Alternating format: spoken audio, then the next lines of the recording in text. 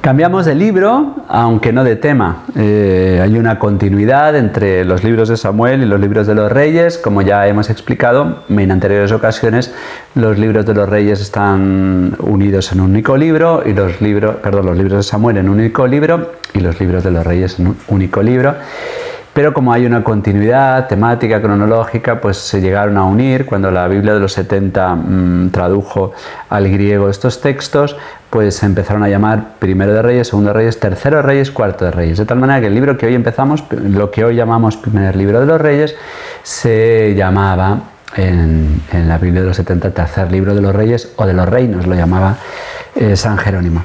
No obstante, no parece que tengan el mismo autor. Parece que los libros de Samuel, atribuidos a Samuel, tienen un mismo compilador que reúne distintas tradiciones.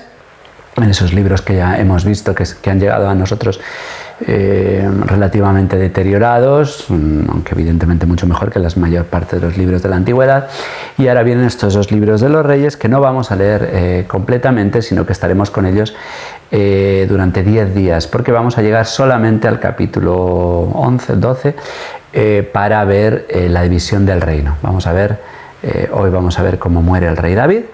Y nos queda, porque los libros de los Reyes empiezan con Salomón, con la muerte de David y el reinado de Salomón, que luego continuará con la división del reino, los reyes de Judá y los reyes de Israel. Pero la liturgia se va a parar con la división del reino, la muerte de Salomón y la división del reino con su hijo Jeroboam, con su hijo Roboam y la división que provoca el general Jeroboam.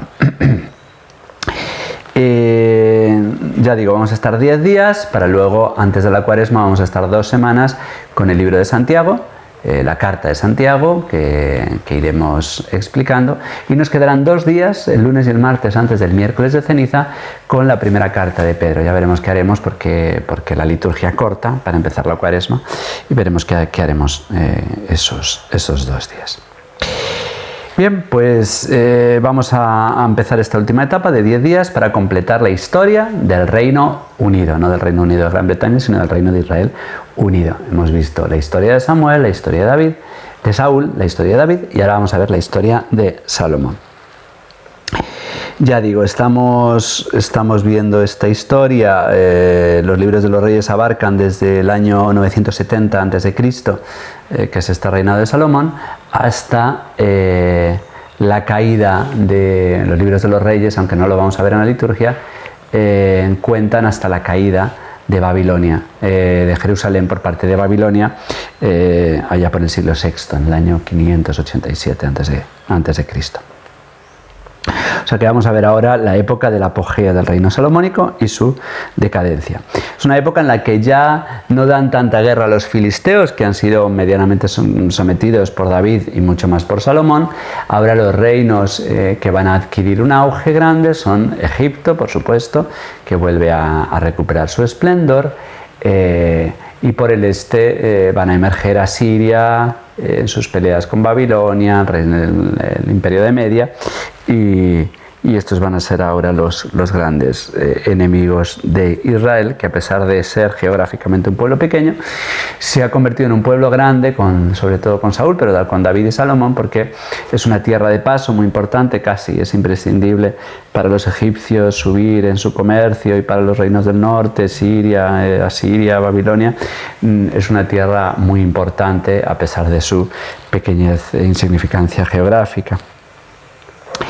Y vamos a ver pues esta parte en la que vamos a ver los capítulos del 3 al 10 que hablan del esplendor de Salomón, y el capítulo 11 la decadencia de Salomón por culpa de su entrega a las mujeres. Exageradamente dice la Sagrada Escritura que llegó a tener entre mujeres y concubinas hasta 1000 mujeres, y se va a dejar arrastrar por la idolatría con ellas. Estos libros de los Reyes están atribuidos al profeta Jeremías. Hoy más que a Jeremías se le atribuye a un personaje que no conocemos, pero que se le llama el deuteronomista, porque si ya hemos visto que en el Éxodo encontrábamos como diversas tradiciones La yavista, la eloísta, que sobre todo se distinguen porque unos textos dentro del mismo libro, todos atribuidos a Moisés y cuyo origen evidentemente es Moisés, pero hay distintas tradiciones posteriores que son los que van a ir compilando, y hay una corriente, o se cree, es una teoría que no hay por qué creer, pero bueno, parece que la mayor parte de los escrituristas están de acuerdo: la corriente yavista, la corriente eloísta, porque llaman a Dios Elohim, no Yahvé; la corriente Priester Codex, es el libro de la parte sacerdotal, sacerdotes que les importa sobre todo el culto; y luego viene una tradición que es la deuteronomista, que es esta tradición que se fragua en el destierro. En el mismo destierro se compilan todos estos escritos para recordar a los desterrados la historia de Israel y para que aprendan a anhelar el templo que en estos momentos no tienen. Parece ser que es en esta época. La mayor parte de la escritura como la conocemos hoy es terminada en esa época tan dolorosa, y como pasa con las épocas dolorosas, pues tan fecunda como es la etapa del destierro. Bien, el capítulo primero es omitido por la liturgia, habla del rey David ya anciano, cosas que hoy pues, nos resultan muy chocantes. El rey David ya anciano, le asignan una concubina, una mujer que va a tener una cierta importancia más adelante, que se llama Abisag, la sunamita, que pertenece a la tribu de Isaacar, y que es una concubina joven que le ponen ahí para calentar al pobre rey David, que ya está anciano, pero está tan viejo que no la conoció, dice la escritura, no llegó a consumar con ella ninguna relación. Esta será la 10ª concubina que tiene el rey David: 8 esposas, 10 concubinas, nada comparado con las 1000 que le atribuirá la escritura a Salomón. Luego veremos que esta concubina va a ser importante porque va a provocar la muerte de su hijo. Si quieren les adelanto, su hijo Adonías, que es al que propiamente le corresponde el reino, porque sus 2 hermanos mayores, hay un tercero que no sabemos cuál es su suerte, pero se han ido matando entre ellos, y entonces a él le toca el trono, el heredar a su padre, pero por la providencia de Dios será Salomón quien lo herede. Pero Adonías, que es el cuarto de los que han sido concebidos en Hebrón, Salomón ya es concebido en Jerusalén con Betsabé, pues aspira justamente a la sucesión una vez que han muerto por sus crímenes Amnón y Absalón, como ya hemos visto. Pues este Adonías pretende recibir el trono en un momento que no consta en la escritura. El rey David ha prometido darle el trono a Salomón, al cual no le corresponde porque ya digo que es menor que Adonías. Pero Adonías, conociendo esta promesa, pues decide hacerse con el trono de su padre. Había pasado con Absalón muerto. Y este Adonías además tiene se hace con una escolta de 50 hombres, y además cuenta con algunos fieles a su padre, David, están con él. Uno es Joab, aquel sobrino del rey David, por lo tanto primo de Adonías, que ha sido su general, su brazo derecho durante mucho tiempo. También religiosamente le apoya a Abiatar, descendiente de Elí, aquel en que Nob se puso del lado de David y le arrebotó a Saúl la posesión del efod, y por lo tanto dejó a Saúl sin poder consultar con Dios. Bueno, pues tanto Abiatar como Joab se ponen de parte de Adonías. Pero también hay partidarios de Salomón, otro hijo menor, ya concebido en Jerusalén y no en Hebrón, el hijo de Betsabé, no el hijo con el que peca cuando Betsabé está con Urías, sino Salomón es concebido ya después de la muerte de Urías. Los partidarios de Salomón son el profeta Natán, como sacerdote va a ser Sadoc, descendiente de Aarón, que el rey David lo va a igualar, lo va a poner al mismo nivel que Abiatar como sacerdotes. Y luego también está este Semei, que también va a ser importante, lo veremos, porque Semei es aquel benjaminita que cuando el rey David, como el Señor subiendo la cuesta de los olivos, le insulta, le llama asesino, le apedrea, y su Joab y sus generales le quieren asesinar, y David dice: déjenle que me insulte. Bueno, pues ahora Semei va a ser fiel a David, pero vamos a ver la muerte de David en su testamento, como David parece que le ha perdonado, pero en realidad no le ha perdonado, es humano. Bien, por lo tanto vemos ahí como una división entre los partidarios de Salomón, se están repartiendo el reino entre los partidarios de Salomón y los partidarios de Adonías, mientras David yace ya enfermo y viejo en la cama. Entonces va a llegar el momento en que David va a abdicar en favor de Salomón gracias a la intervención de Natán y de Betsabé. Esto es una cosa muy curiosa que contaremos más adelante, porque es muy bonito ver cómo Betsabé se presenta ante David y cómo Betsabé después se presentará para interceder ante Salomón. Lo contamos más adelante. Resulta que Natán le dice a Betsabé: mira, Adonías quiere usurpar no usurpar, quiere heredar, como le corresponde, pero contra la promesa que en algún momento ha hecho David, y quiere que Salomón no reine, sino que sea él.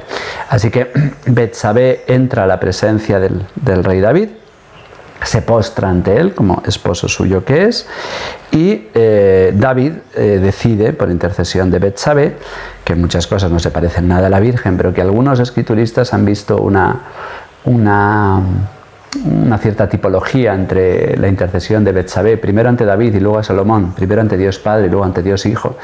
Es bonito, esto lo explicaremos.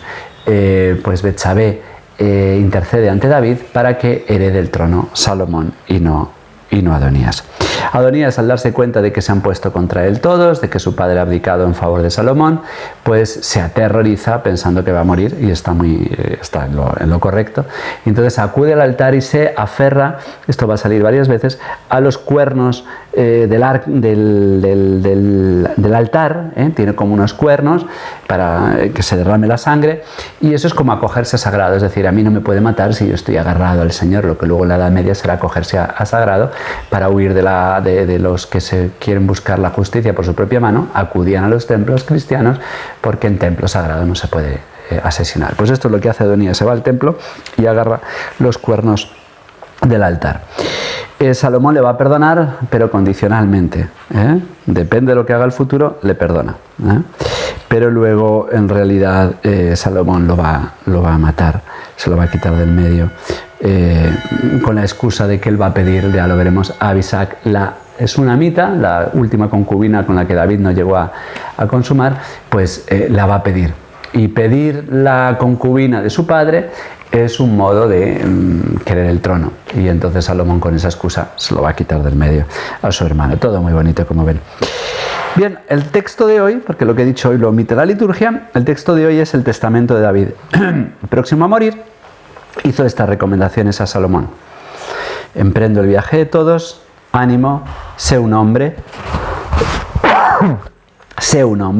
un consejo de militar, guarda las consignas del Señor tu Dios, caminando por sus sendas, guardando sus preceptos, mandatos, decretos y normas, como están escritos en la ley de Moisés. Así tendrás éxito en todas tus empresas, donde quiera que vayas, para que el Señor cumpla la promesa que me hizo. Si tus hijos saben comportarse, caminando sinceramente en mi presencia, con todo el corazón y con todo el alma, no te faltará un descendiente. Los hijos no caminarán en la presencia del Señor, pero vendrá el descendiente que ha prometido Natán y que ahora recuerda David a Salomón de que vendrá siempre un descendiente en el trono de Israel. La mayor parte de ellos, veremos a lo largo de los libros de los reyes, que son nefastos. Pocos de ellos, Ezequías, Josías y pocos más, serán reyes dignos. Será un desastre, incluido Salomón. Y aquí vienen tres consejos que a nosotros nos chocan, porque en el fondo dos de ellos piden venganza. El primer consejo que da David moribundo, y un testamento en la antigüedad tiene fuerza de ley, de constitución. El primer consejo es: castiga a Joab por sus crímenes. Joab, recordemos que había sido su fiel primo, había estado siempre con él. Joab nos recuerda a Santiago y a Juan, Joab y su hermano, porque siempre piden venganza. Son ambos, Abisai y Joab, son hombres de armas tomar, y entonces Joab se ha tomado la justicia por su mano varias veces. Ha matado al primo de Saúl, Abner, en venganza por haber matado a su hermano Asael, a pesar de que Abner ya se había pasado del apoyo a Saúl, se había pasado a David y ya era fiel, pero Joab no le perdona, a pesar de que David sí, y lo mata. Esto David se lo va a tener en cuenta ahora que aconseja moribundo que Salomón se lo quite del medio, lo cual nos choca mucho, ese ánimo de venganza Cuando David había sido débil, porque vamos a ver que hemos visto que David muchas veces es débil a la hora de hacer justicia y perdona muchos crímenes, ahora moribundo va a pedir que Salomón sea el que aplique justicia. Salomón es el prototipo del hombre que aplica justicia. También Joab quiere David que sea castigado porque había matado a su propio primo Amasá, al que David había puesto en el lugar suyo de Joab por haber matado a Absalón, porque Joab no solamente ha matado a Abner, a Amasá, sino que ha matado a Absalón, el hijo de David, que se había convertido en su enemigo. Por fidelidad David lo mata cuando se lo encuentra enredado con el pelo en la rama, y sin embargo pues David todas estas cosas se las va a tener en cuenta y va a pedir a Salomón que se lo quite de en medio. El segundo consejo que le da es de gratitud. Premia a los hijos de Barzilai de Galaad. Galaad está en la Transjordania, en el norte, a la altura de Galilea, pero al otro lado del Jordán, por haberle dado hospitalidad contra Absalón. Ten gratitud con este pueblo por haberme acogido cuando mi hijo luchaba contra mí. Tercer consejo también va a ser de venganza. Castiga a Semei, aquel benjaminita que apedreó a David y que David decía: le he perdonado. Bueno, pues no parece que lo haya perdonado. O sea, no, en aquel momento no decía que le ha perdonado, sino déjenle, si Dios me apedrea a través de él, pues ¿quién soy yo? Pero luego le perdona y va a ser fiel a David, pero David va a pedir ahora a Salomón que vengue aquella afrenta cuando David huye de su propio hijo de Jerusalén, porque Absalón quiere usurparle el trono.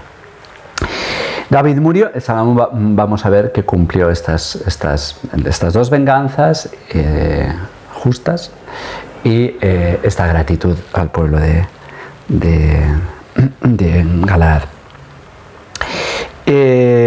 David murió, lo enterraron en la ciudad de David, reinó en Israel 40 años, signo de prosperidad, de bendición de Dios, número redondo. 40 años pues es prácticamente una generación. Es la bendición que ha recibido Israel a través de este rey según el corazón de Dios. 7 reinó en Hebrón y 33, quédense con este número tan simbólico, en Jerusalén. David, prototipo, adelanto de lo que es el Señor. Salomón le sucedió en el trono y su reino se consolidó, dice la Sagrada Escritura. Antes de pasar a Salomón, mañana vamos a leer el elogio que hace el libro del Eclesiástico, que ya conocemos, que tiene desde los capítulos 44 hasta el final, recoge el elogio de los grandes personajes de Israel, y mañana leeremos este elogio del rey David, y ya seguiremos pasado mañana con el cumplimiento de estas lo que sigue en la Escritura, el cumplimiento de los 3 consejos que le da el rey David. Que la bendición de Dios Todopoderoso, Padre, Hijo y Espíritu Santo, descienda sobre ustedes y les acompañe siempre. Hasta mañana, si Dios quiere.